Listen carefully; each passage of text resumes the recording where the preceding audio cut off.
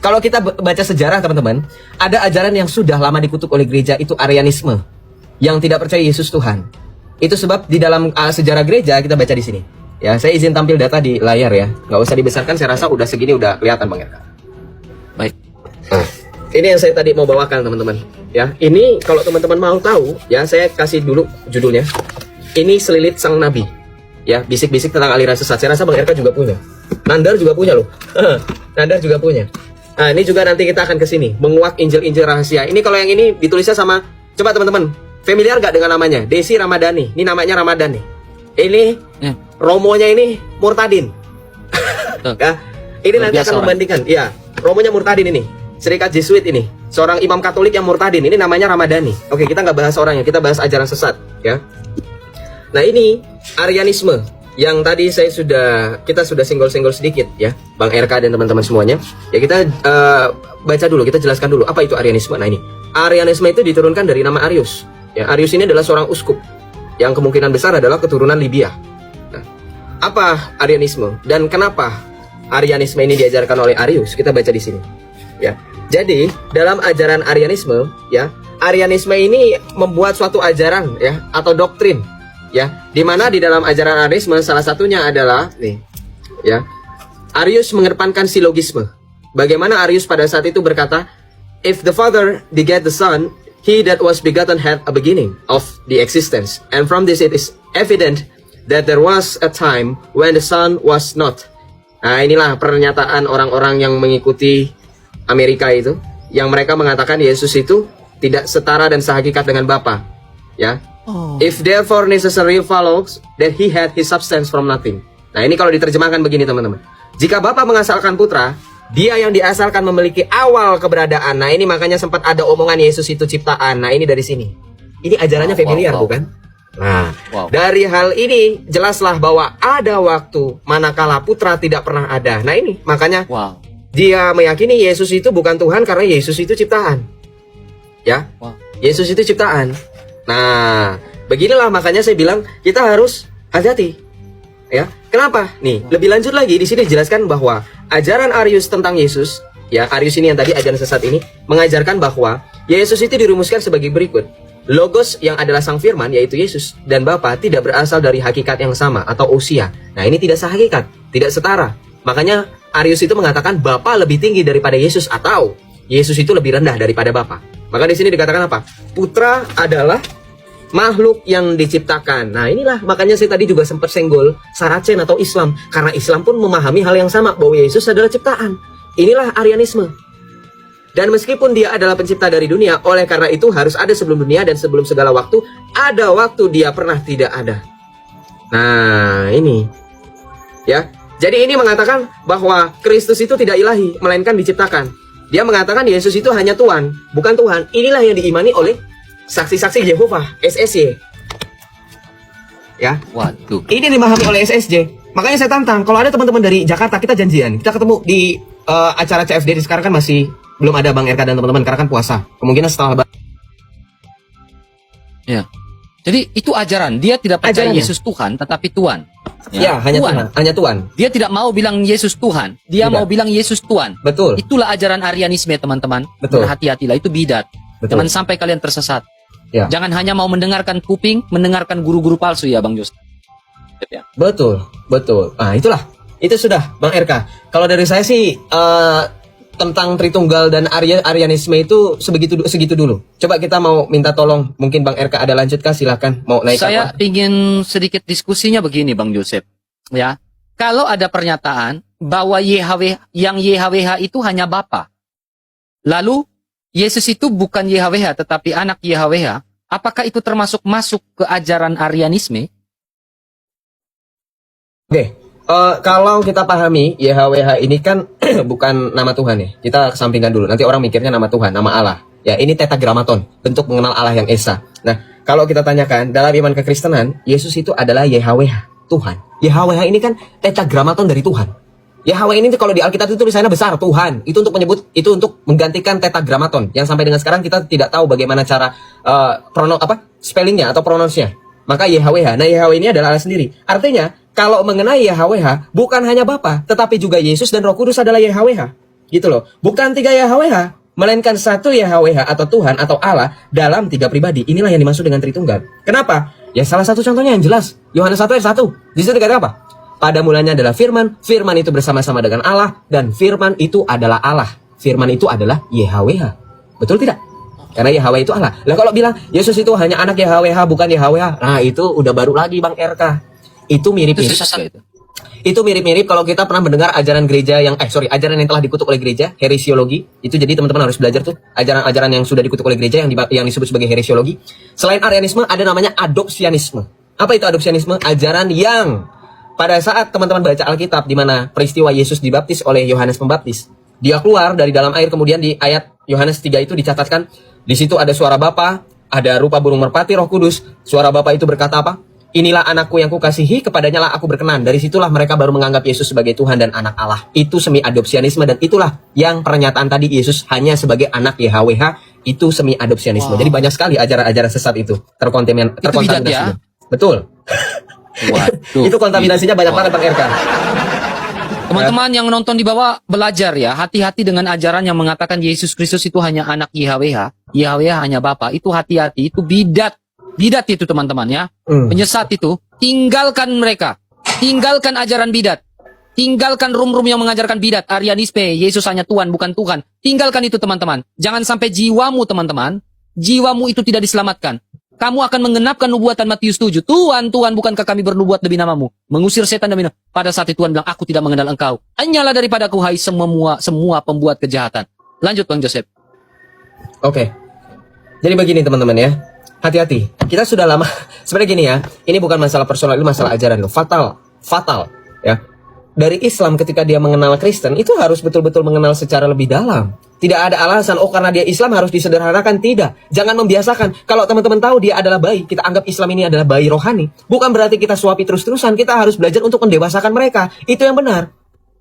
Anda mendengarkan orang yang ngakunya belajar Islam 13 tahun. Saya jadi Islam 18 tahun, bukan hanya belajar. Saya hidup jadi Islam. Jadi saya tahu. Nah, ketika saya hidup dalam Islam, cara saya mengenal Yesus itu bukan saya minta dikasihani. Bukan saya minta suapin. Enggak. Ya, sesama pengikut Kristus pun kita tidak bisa seperti itu, betul nggak Bang Eka? Yesus tidak mengajarkan menyak-menyik. Yesus tidak mengajarkan suam-suam kuku. Yesus tidak mengajarkan leha-leha. Yesus mengajarkan pikul salib, menanggalkan diri, dan seterusnya. Ya, Yesus ajarkan kedewasaan. Itu sebab apa? Kalau jadi orang Kristen, sekali lagi, pengikut Kristus, mau dari manapun, mau kalian dari lahir atau lahir baru, atau baru mengenal Yesus, itu harus siap-siap jadi dewasa. Gak bisa kita, masih bayi, mereka masih mengenal Yesus. Justru pada saat mereka mau mengenal Yesus, kita kenalkan Yesus yang benar. Betul gak Bang Erka? Jangan Yesus kau buat-buat, dia bukan Tuhan, hanya Tuhan. Jangan kau ajarkan kepada mereka Tritunggal buang ke tong sampah. Tidak seperti itu. Ya, tidak ada alasan, sekali lagi saya bilang.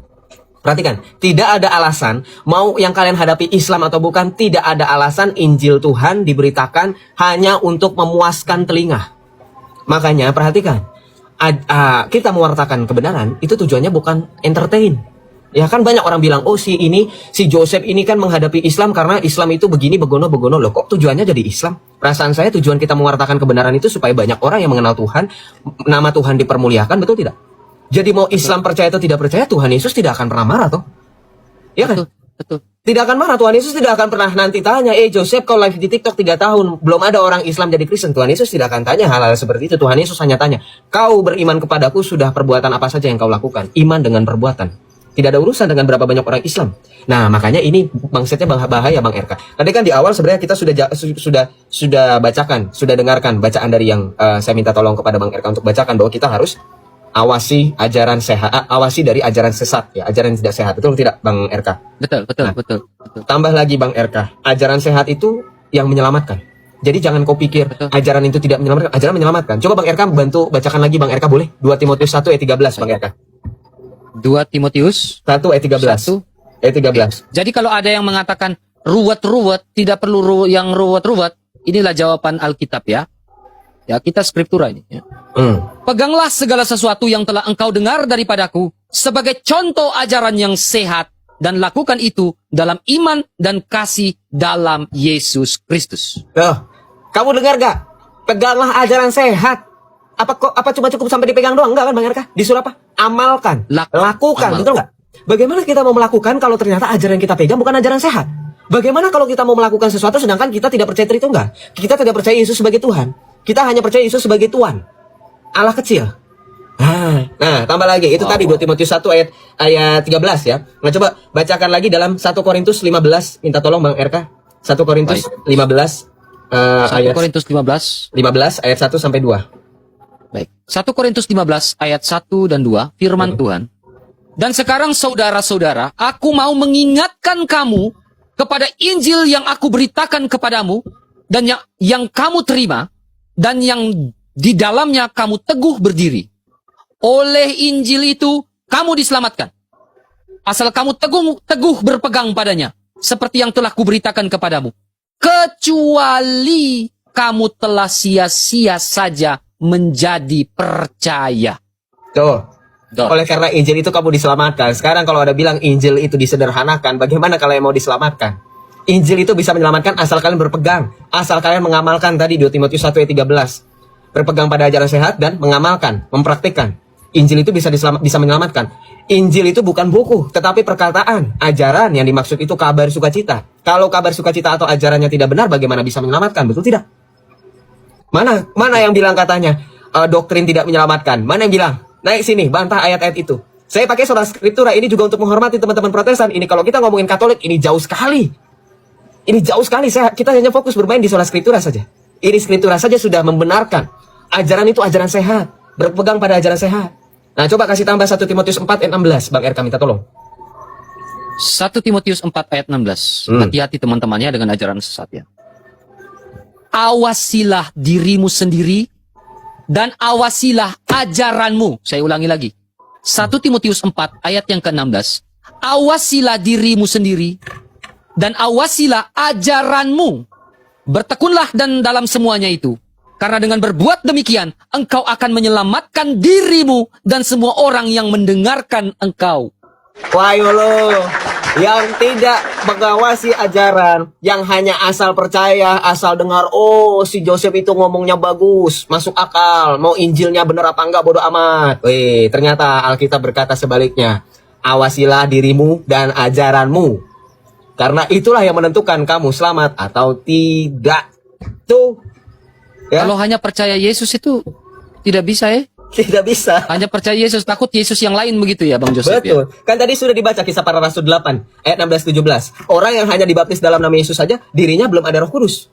Tidak akan pernah bisa dan tidak akan mungkin orang hanya mengenal Yesus, tidak mengenal Bapa dan tidak mengenal Roh Kudus. Itu penting. Ya. Aduh, ini bahaya ini.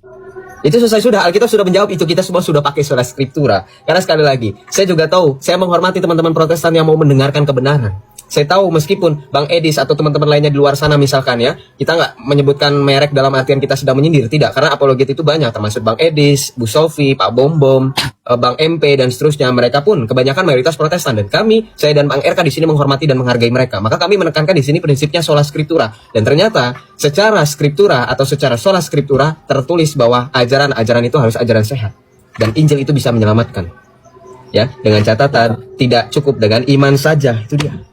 Begitu Bang. Wow. Keren nih Bang Joseph ya. Jadi teman-teman hati-hati ketika poin-poinnya teman-teman. Kalau ada yang mengatakan Yesus itu bukan Tuhan tetapi Tuhan, waspadalah ajarannya. Yang mengatakan Yesus ya Sang Putra itu lebih rendah daripada Sang Bapa, waspada ajarannya. Udah kayak uka-uka aja saya ya. Kemudian yang mengatakan bahwa YHWH hanya Sang Bapa dan Sang Putra itu bukan YHWH, dia anak YHWH, itu ajaran adopsionis ya. Adopsionis ya teman-teman. Betul. Ya. Semi-semi adopsionis. Ya. Semi-semi adopsionis. Itu waspada ajarannya. Tinggalkan. Kasihani dan sayangi jiwamu. Jangan sampai maut menjemput kita semua, mengembuskan nafas terakhir, kita berada dalam posisi ajaran bidat yang sudah dikutuk oleh gereja. Hati-hati. Hati-hati. Ya, hati-hati sekali teman-teman. Tinggalkan. Masuk room-room yang memberikan pengajaran agar jiwamu sehat, agar rohanimu sehat. Ya, kalau kamu masuk dalam room-room yang tidak memberikan pengajaran Alkitab dengan baik dan hanya memberikan pengajaran-pengajaran yang hanya mementingkan, menyenangkan telinganya, hati-hati, waspadailah ajaran itu teman-teman ya. Waspadailah ajaran itu. Uka-uka, waspadalah. Ya, Bang Joseph, Mungkin ada mau menyampaikan materi lagi sebelum kita naikin satu dua orang teman-teman baik yang teman-teman di sini. Oke, saya hanya menitip pesan seperti ini. Betul Bang RK, sekali lagi saya juga ingin mengulangi dan mempertegas, bukan mengulangi, mempertegas apa yang Bang RK katakan. Seringkali di TikTok ini banyak sekali orang-orang yang bermasalah. Kita tidak mau bicara tentang personal, kita tidak berbicara mengenai nama, karena baik saya ataupun orang-orang di luar sana, bahkan kita semua di sini adalah orang yang tidak pernah luput dari salah dan lupa, karena kita semua adalah manusia biasa yang berdosa, yang tentunya bukan Yesus, karena satu-satunya manusia yang tidak berdosa dan sempurna hanyalah Tuhan Yesus, ya. Dan tetapi perhatikan, oleh karena Yesus kita bisa sempurna, karena Yesus mengajarkan sempurnalah kamu. Bagaimana caranya supaya kita sempurna? Jangan pernah mengulangi kesalahan yang sama. Dalam ajaran, ya sekali lagi, apa yang saya tadi sampaikan memang jauh dari kata komplit atau dari kata jelas, ya. Tergantung masing-masing pihak dalam memandangnya. Tetapi yang mau saya sampaikan adalah Tritunggal, Kristologi, Soteriologi, semuanya yang berkaitan tentang iman kekristenan itu kita harus pelajari. Kalau Anda beriman, kalau Anda meyakini Yesus sebagai Tuhan, Anda tidak bisa tinggal diam. Anda harus mencari cara bagaimana Anda betul-betul mengimani. Ya, sama seperti Anda jatuh cinta, sama seperti Anda menikah, sama seperti Anda berpasangan. Anda ketika menikah, Anda tidak mungkin hanya mengenal namanya saja, bukan? Anda pasti mengenal lebih dalam siapa pasangan Anda yang sesungguhnya. Sama seperti Anda mengasihi Tuhan. Maka ketika Allah berfirman, kasihilah Tuhan Allahmu dengan segenap hati, pikiran, akal, budi, Allah mau mendidik dan membentuk manusia bukan hanya iman buta. Ya, makanya sekali lagi, Tritunggal, Kristologi, Soteriologi, Pneumatologi, apapun itu yang berkaitan tentang iman kekristenan, dari A sampai Z, Bang RK, kita harus pelajari. Ya, tidak pernah ada waktu di mana kita bisa santai. Yang penting saya sudah selamat, tidak. Orang Kristen sejati harus hidup dalam ketaatan, dalam berdoa dan bekerja. Ora et labora. Seperti itu saja Bang RK. Silakan Bang RK. Luar biasa, luar biasa, luar biasa.